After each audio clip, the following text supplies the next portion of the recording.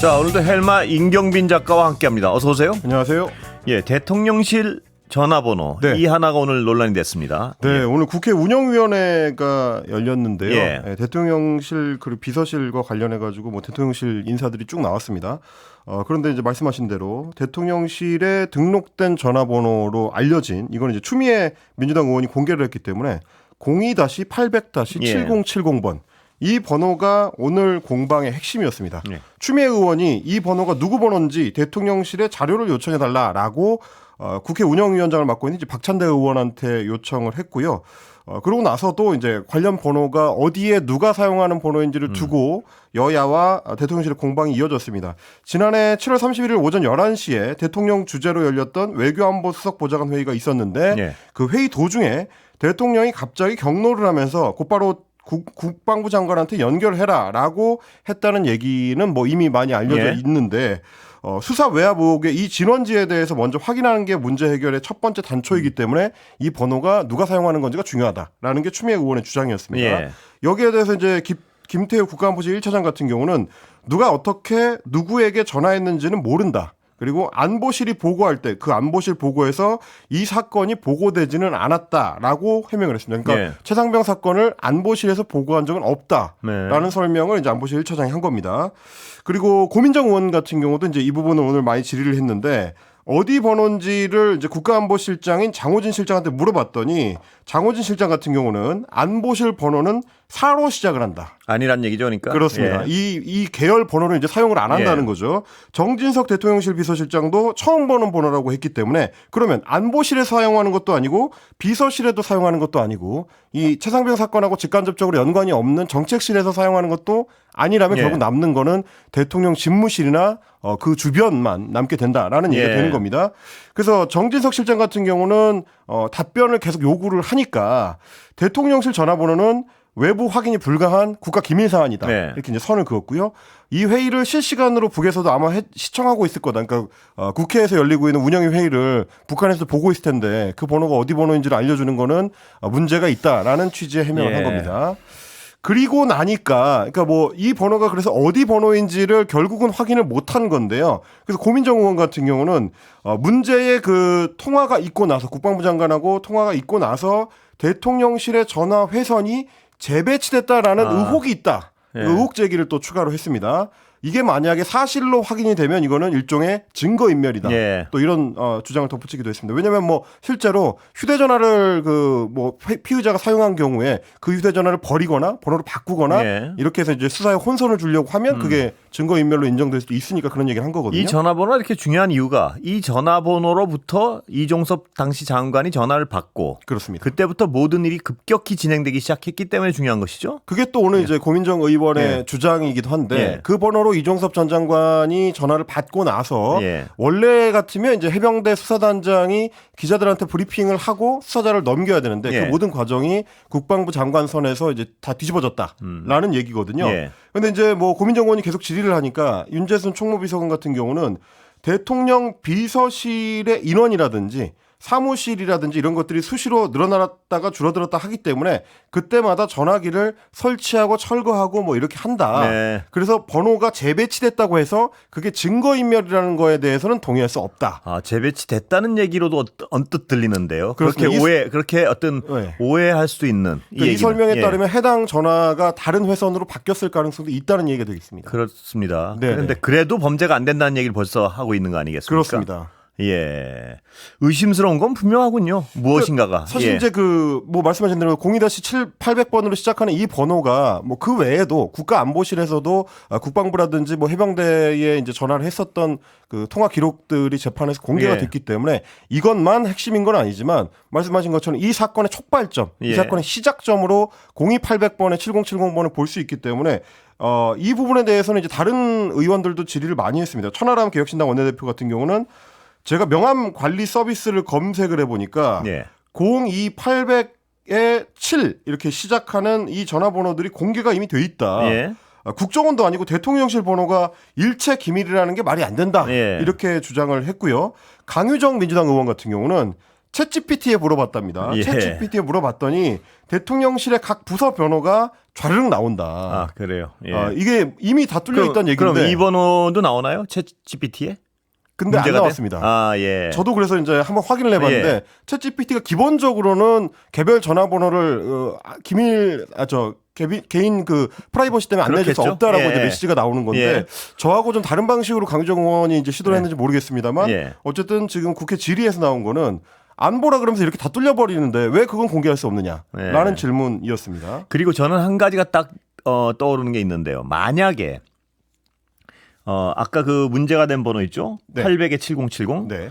이게 만약에 대통령의 번호였다면, 만약에요. 이건 가설입니다. 대통령 집무실의 번호였다면? 집무실에, 그리고 대통령이 직접 쓰는 번호였다면, 대통령이 직접 쓰는 번호를 여러 가지 라인 배치를 하면서 확확 바꾸는 경우는 없다고 봐야죠, 거의. 그러니까 예를 들어서 다른 어떤 일반 어떤 공용으로 사용하는 전화기, 그렇습니다. 누구 딱 주인이 없는, 네. 그거를 휙휙 바꾸는 일은 있어도, 네. 대통령 방에 있는 만약에 대통령의 네, 번호라면 네, 네. 그거를 휙휙 바꾸는 일을 이건 늘상적으로 있다는 식으로 설명하는 건 말이 안 되겠죠. 그거는. 굉장히 이상한 일이 되는 예. 거죠. 그러니까 뭐 물론 이제 윤재선 총무비서관은 그 회선이 원래 대통령이 쓰던 거였는데 바꿨다 이런 설명은 그런 아니기 설명 때문에 아니죠. 그러나 바꿀 수 있다는 얘기를 하고 있기 때문에 그렇습니다. 바꿀 수도 있다라는 혹시라도 얘기. 대통령의 어떤 대통령이 일반적으로 쓰는 번호였는데 그게 네. 그 이후에 바꿨다면 그건 굉장히 이례적인 일이 되는 그리고 거죠. 법적으로도 논란이 될 것 같아요. 왜냐하면 그런- 증거인멸을 둘러싸고 그런 부분이 될 수 있을 것 같습니다. 예, 그렇습니다. 어쨌든 이소영 민주당 의원 같은 경우도 이 번호로 전화를 건 사람이 외압 사건의 핵심 당사자일 가능성이 높은데 그러면 보안상 제출이 어렵다고 하면 대통령실 전화번호 일람표가 있을 거 아니냐. 예. 뭐 어떤 국가기관이 다 있죠. 내선 번호를 다 이제 리스트업을 해놓고 그거에 맞춰서 이제 업무 협조를 해야 되니까요. 그러면 그 전화 일람표를 가져와서 여야가 각각 지정한 한 명씩의 국회의원이 공동으로 열람을 해서 예. 그게 뭔지를 확인하면 될 거 아니냐라고 이야기를 했습니다. 거기에 대해서 이제 정진석 실장은 여야가 그럼 논의해서 결정을 해주시면 그렇게? 고려해 보겠다. 예. 뭐 이렇게 답변을 하긴 했는데 예. 논의가 될 리가 없죠. 이제 그게 예. 이제 핵심일 것 같고 그리고 제가 대통령 순진하게 잠깐 착각했습니다. 여당에서 볼수 있는 받아주지는 않을 것 같습니다. 예. 그리고 이제 대통령실에서 근무하기도 했었던 총선 직전까지는 근무했었던 주진우 의원, 국민의힘 의원 같은 경우는 이 원활한 소통을 위해서 명함에 들어가 있는 몇 개 번호가 노출돼 있는 경우는 있는데 그건 이제 외부에서도 전화를 걸 수 있는 이제 명함에 들어있는 번호들이 있죠. 그거 말고 전체 번호를 내놓으라고 하는 거는 이치에 맞지 않다. 문재인 정권 청와대에서 이렇게 내역을 통으로 제출한 적이 있었냐? 자로 제출하는 게 적절하지 않다라고 설명을 했습니다. 그러나 뭐 계속 말씀을 드렸다시피 지금 민주당 의원들이 대통령실의 전화번호 일람표를 전체 제출하라는 게 아니고 02에 800에 7070번으로부터 이 사건이 시작이 됐으니 그 번호를 그래서 그 당시에 누가 쓰고 있었느냐 그거를 말해달라. 그게 라는 사건의 얘기가 시작이니까요. 그렇습니다. 예. 그러니까 뭐 제가 이거는 이제 국회의원이 아니라서 이렇게 말씀드릴 수 있는 건지 모르겠습니다만 그게 그렇게 중요한 문제라고 하면 누가 사용했었던 회선인지 밝히고 나서 그 번호를 없애고 새로 만들면 될 거 아닌가라는 생각이 저는 들긴 하거든요. 의혹 해소를 위해서는 어쨌든 국회의원들의 질의에 무조건 안 된다라고만 할 게 아니라. 근데 아까 본인들이 그 얘기를 했잖아요. 재배치할 수 있다고 했지 않습니까? 재배치할 수 있다고 그랬으니까. 그렇습니다. 특정 회선이 노출됐을 때 문제가 될 수 있다고. 예를 들어 북한이 정말 그걸 가지고 무슨 도감청을 시도하다든지 그럴 위험이 있다면 그러면 이번에 공개를 한 다음에 그 회선은 그냥 없애버리면 되지 않을까. 그게 훨씬 더 합리적인 방안 같은데요? 그렇습니다. 제 생각엔 그런데. 이토록 국가가 떠들썩하게 논란이 되고 있으면 그렇습니다. 그 번호는 A라는 사람이 쓰던 번호이고 A라는 사람의 방번호이다. 그렇습니다. 그런데 안보상 문제로 지금부터 없애겠다. 그렇죠. 이게 훨씬 자연스러운 거 아닌가요? 그리고 이미 번호가 노출됐기 때문에 이걸 쓰면 안 된다라고 저는 이미 생각을 하기 때문에. 그리고 또 이미 재배치된 것처럼 그렇죠. 재배치됐을 수도 있다고 얘기를 하고 있지 않습니까? 그러니까 국회에서 번호가 구체적으로 노출되는 순간 그 번호는 실효성이 없어졌다고 봐야 되기 때문에 그러면 없애고 사용자를 공개하면 되지 않나. 뭐 그렇게 생각이 들긴 합니다. 그 생각이 훨씬 더 합리적인 생각 같습니다. 예. 국회에서 좀 잘 들어줬으면 좋겠네요. 그리고 이제 오늘 국회에서 들어주지 않은 여당 의원 모시면 제가 한번 그 얘기를 직접 물어보겠습니다. 그걸 뭐라고 대답할지 굉장히 궁금하네요. 예. 그게 뭐 꼭 지켜야 되는 보물은 아닐 테니까요. 번호 자체가. 그리고 이제 오늘 또 하나 좀 이제 핵심적인 논점이었던 게 VIP 경로설입니다. 뭐 이 부분에 대해서는 사실 재판 과정을 통해서 그리고 이제 증인들의 어떤 제보라든지 뭐 증언을 통해서 어느 정도 확인이 됐다라고 많은 국민들이 생각하실 텐데 근데 오늘 국회에서 벌어진 양상을 보면 또 달랐습니다. 제자리로 거의 돌아갔다라는 생각이 들 정도였는데 VIP 경로설에 대해서 대통령실에서 오늘 출석한 인사들은 대부분 들은 바가 없거나 경로한 적이 없다라는 식으로 답변했습니다. 정진석 실장 같은 경우는 대통령의 경로설이나 진노설을 전해 들은 바가 없다라고 이야기를 했고요. 본인은 이제 그때 근무하지는 않았으니까요. 예. 그리고 김태효 국가안보실 제1차장 같은 경우는 해당 국가안보회의에 출석했던 당사자입니다. 예. 오늘 국회에서 질의를 받으니까 뭐라고 답변했냐면 지난해 7월 31일 회의에서 윤석열 대통령이 경로를 하셨냐라고 고민정 의원이 물었는데 예. 정확히 무슨 주제인지 기억은 안 나지만 여름 휴가 직전으로 기억을 하고 저희 앞에서 화를 내신 적은 없다 이렇게 답변을 했습니다. 예. 그러니까 좀 애매한 답변이긴 하죠. 어떤 주제를 그 당시에 회의에서 다뤘는지는 잘 기억이 안 난다. 그런데 여름휴가 직전이었다. 그건 저희도 다 알고 있습니다. 예. 이미 이제 날짜가 정해져 있었기 때문에요. 저희 앞에서 화를 내신 적은 없다라고 예. 평가를 했습니다. 그러면서 윤 대통령이 이종섭 당시 국방부 장관한테 이런 일로 사단장까지 처벌하게 되면 대한민국에서 누가 사단장을 할 수 있겠느냐라는 말을 했다는 얘기도 박정훈 전 단장이 이제 전했었는데 그렇죠. 예. 이 취지에 대해서 질문을 했더니 김 차장 같은 경우는 저는 아는 바가 없다. 언론에서 하도 많이 나와서 그 사건을 알게 됐다라고 예. 답변했습니다. 그러니까 들은 적이 없다라는 얘기가 되겠습니다. 그랬더니 곽상원 민주당 의원이 다시 질문했습니다. 대통령의 경로 사실이 없다고 했는데 그러면 어느 정도가 경로에 해당하는 거냐? 이거 굉장히 중요한 질문이죠. 네. 듣기에 따라서는 경로일 수도 있고 아닐 수도 있으니까요. 내가 느끼기엔 경로가 아니었다 이런 식으로 주장할 수도 있는 거니까요. 그렇습니다. 예. 그랬더니 이제 김태효 차장 같은 경우는 목소리의 톤이나 표정이 중요하다기보다는 예. 그 내용에 대해서 성실하지 않았다고 질책할 때가 화를 내시는 것이라고 본다. 그게 무슨 소린가요? 예. 뭔가 이제 그 공무원이 업무를 진행을 네. 했는데 잘못됐다거나 성실하지 않았다라고 질책을 한다면 그건 경로다. 예. 이제 이런 식의 이제 표현이 근데 되겠습니다. 경로라는 어떤 사전에 보면 노했다는 거는 목소리나 표정으로 알 수 있는 거 아닌가요? 원래 그게? 네, 그렇죠. 김태호 차장이 얘기하는 거는 굳이 따지자면 본인 말한 대로 그냥 질책이죠. 그렇죠. 질책이죠. 예. 경로란 단어에 훨씬 어울리는 건 목소리나 표정이 변하지 않는 걸 경로라고 표현을 하지 않죠. 우리가 그렇습니다. 같은 국어를 쓰고 있는데 네. 다른 얘기를 하는 것 같습니다. 한글로 하면 화를 크게 냈다라는 그렇죠? 거니까요. 예. 화를 크게 냈는데 그냥 가만히 조용조용 얘기하는데 우리가 화를 크게 내지는 않았다는 표현은 안 쓰잖아요. 그렇습니다. 예, 한국말도 약간 이렇게 서로 소통에 문제가 생기면 참 서로 어떤 같은 상황을 판단하기 어려워지는데요. 뭐 예. 조용한 경로라는 게 대통령 본인의 어떤 특별한 기술인지는 모르겠습니다만 어쨌든 지금 이제 이 부분에 대해서는 좀 근데 의견이 조용한 엇갈리고요. 경로, 조용한 노에서 아주 말을 억누르는 사람도 있죠. 네. 근데 또 기존에 이렇게 보면 우리의 대통령이 지금 그런 스타일은 아니지 않습니까? 그렇게 알려져 있습니다. 예, 그렇게 알려져 있죠. 예. 그러니까 이게 이제 경로 문제에 대해서는 뭐 아까도 말씀드렸다시피 사실 이제 재판 과정이라든지 관련 증언이라든지 통화 기록과 관련된 어떤 추정이라든지 이런 걸로 봤을 때 사실상 거의 확정이 된 팩트로 알려져 있었는데 그렇습니다. 예. 오늘 대통령실의 인사들은 아예 그냥 없었다. 다시 처음으로 돌아간 느낌이어가지고 좀 의아하긴 합니다. 예. 이제 그러면서 왜 경로했다는 그러면 언론 보도에 그 경로를 안 했다면 예. 항의를 하거나 뭔가 바로잡아야 되지 않느냐라고 곽상원 의원이 질의를 했는데 여기에 대해서는 김태효 차장이 보통 너무 어이가 없을 때는 대답을 안 한다라고 이야기를 했습니다.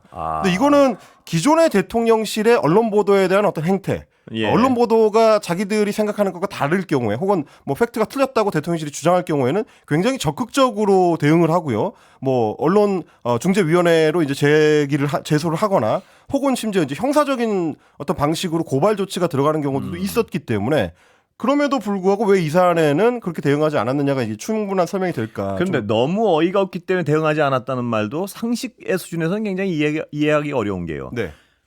모든 언론에서 대통령의 경로에서 이 모든 사단이 벌어졌다고 그렇습니다. 보도를 하고 있지 않았습니까? 이게 어이가 없어서 대응을 안 할 정도의 사소한 사안인가요? 그러니까 팩트가 다르면 이거는 굉장히 치밀하게 반박을 해야 될 사안일 수밖에 없는데요. 그렇습니다. 이걸 어이가 없어서 대응을 안 했다는 건 잘 설명이 안 되는 것 같은데요. 그러니까 왜 그런 말씀을 드리냐면 사실 대통령 본인도 올해 있었던 기자들하고 간담회에서도 이 부분에 대해서 구체적으로 본인이 다 얘기를 했거든요. 예. 내가 경로를 했다는 거는 이제 최상병 사건 관련해서 이런 부분에 대한 다른 얘기를 경로였다. 했죠. 예, 다른 얘기를 질책을 했었죠. 하는 과정에서 예. 내가 그렇게 표현이 된 것 같다라고 이제 설명을 했었거든요. 그러면 이제 김태호 차장은 그 부분에 대해서 해명을 안 해도 된다고 생각을 하는데 대통령은 기자들한테 앞에서 해명을 했기 때문에 예. 두 사람이 다르다라고 봐야 되는 거잖아요. 어느 쪽이 맞을까요? 이런 부분이 좀 의문이 들 수밖에 없는 거죠. 예, 김건희 여사 명품백 관련해서도 좀 얘기가 나왔었죠. 그렇습니다. 윤종군 민주당 의원이 그 명품 가방, 명품백 그거 대통령 기록물로 지정이 됐느냐라고 물었는데 예. 정진석 실장이 이렇게 답을 했습니다. 대통령 기록물 여부에 대한 판단은 아직 결정 시기가 도래하지 않았다. 예. 결정이 안 났다라는 얘기입니다. 그래서 예. 금년 말까지 판단을 해야 된다 이렇게 답변을 했는데 그러면 그 가방 지금 어디 있느냐? 아직 대통령 기록물로 지정이 안 됐으면 기록물 보관소로 안 넘어갔다는 얘기인데 예. 어디 있냐라고 이제 질문했더니 대통령실에서 보관하고 있다는 것으로 알고 있고 구체적인 보관 장소는 미루어 짐작하고 있다라고 예. 답변을 했습니다. 그랬더니 그러면 가방의 보관 장소를 지정해 놓고 있다 그러면 국회의원들이 직접 방문을 해가지고 확인을 하자라고 예. 윤정군 의원이 얘기를 했거든요. 그랬더니 대통령실을 방문해서 시설을 열람하거나 공개를 요구하는 것은 법적 절차를 따라서 하는 것 이외에 다른 방법은 없다고 생각한다. 사실 이 답변은 앞에서 얘기했던 여야가 합의에 따라서 결정해 주시면 진행하겠다라는 것과 거의 유사한 예. 합의가 이루어지기 어려운 전제가 되겠습니다. 예, 명품백이 어디 있나 이런 질문에 대한 대답이었죠 이게. 그렇습니다. 근데 이제 네. 사실 이 부분도 중요한 것이 네. 그동안 의혹 제기를 해왔었던 주체들, 특히 이제 유튜브 매체 서울의 소리 같은 경우는 이 가방을 살 때 태그에 붙어 있었던 일련 번호 같은 것들을 이제 다 갖고 있다라고 지금 주장을 하고 있거든요. 예. 그러니까 어딘가에 대통령실에 어딘가에 보관이 되어 있다면 그리고 국회의원들이 그 장소를 방문해서 해당 명품백을 확인할 수 있다 그러면 일련 번호가 맞는지를 대조하려고 할 겁니다. 예. 그 부분에 있어서 대통령실에서 좀 부담을 갖고 있는 것이 아니냐 이렇게 지금 야당에서는 해석을 하고 있는 거죠. 예. 그리고 사인 어떤 그 최재형 목사는 대가성의 뇌물을 줬다고 주장하고 있지 않습니까? 그렇습니다. 그렇다면 이런 식의 얘기라면, 이런 식의 논리라면 어떤 사인이 대가성으로 어떤 뇌물을 줘도 대통령실에서는 문제가 안 된다. 뭐 이 논리로 연결되는 것 같은데요. 사실 그게 이제 예. 지난번에 국민권익위원회의 결정이었기 때문에 논란이 됐었던 거죠. 예. 이를테면 이런 겁니다. 김건희 여사가 최재형 목사한테 받은 그 명품백이 윤 대통령의 대통령으로서의 직무와 연관성이 있느냐? 네. 있을 경우에는 외국인인 최재형 목사가 선물한 거기 때문에 자동으로 대통령 기록물에 해당한다. 이게 예. 권익위원회의 주장이고 예. 만약에 직무 관련성이 없다면 그러면 대통령 기록물이 아니고 단순한 선물이니까 역시 처벌 대상이 예. 아니다. 이런 해석이었습니다. 그런데 지금 오늘 대통령실의 해명에 따르면 아직 대통령 기록물인지 여부를 결정하지 않았다는 겁니다. 예. 그러면 권익위원회는 도대체 어떤 기준을 가지고 이 사안에 대해서 결정을 내렸느냐? 이 사안에 대해서 뭐 수사기관으로 회부하거나 혹은 권익위에서 별도의 어떤 결정을 내리지 않고 그냥 종결 처리하기로 했느냐? 이게 의문이 드는 거거든요. 예. 대통령실도 아직 결정을 안 했는데 권익위는 뭘 기준으로 결정을 한 것인가? 의문이 예. 들 수밖에 없습니다. 이게 해명하는 입장에서 아무리 이해를 하려 그래도 이 앞뒤 말이 안 맞는 부분이 너무 많은 것 같이 느껴집니다. 예. 네. 오늘 또 이제 그동안의 사회적인 논의들이 제자리로 돌아간 게 또 한 건이 있었는데 정진석 실장 같은 경우는 이 사건의 성격에 대해서 질의를 했더니 이렇게 답변했습니다. 최아무개 목사라는 분이 영부인에게 의도적으로 접근해서 돌아가신 아버짐과 잘 아는 사이라고 얘기를 하면서 불법적 녹취와 촬영을 한 저급하고 비열한 공작 사건이다. 네. 이거는 기존에 그렇습니다. 윤석열 대통령을 비롯해서 대통령실이 유지해왔었던 그 입장에서 하나도 바뀌지 않았다. 그 입장이죠. 라는 예. 거를 이제 다시 한번 확인을 해준 셈입니다. 예. 자, 시간이 거의 다 됐는데 네. 한동훈 후보에 대해서는 배신의 정치, 배신의 프레임으로 다른 후보들은 엮으려 그러는 것 같습니다. 지금 그렇습니다. 보니까. 나경원 후보, 원희룡 후보, 윤상현 후보가 공통적으로 예. 한동훈 후보에 대해서는 이제 배신의 정치라는 말을 이제 공통적으로 꺼내고 있고요.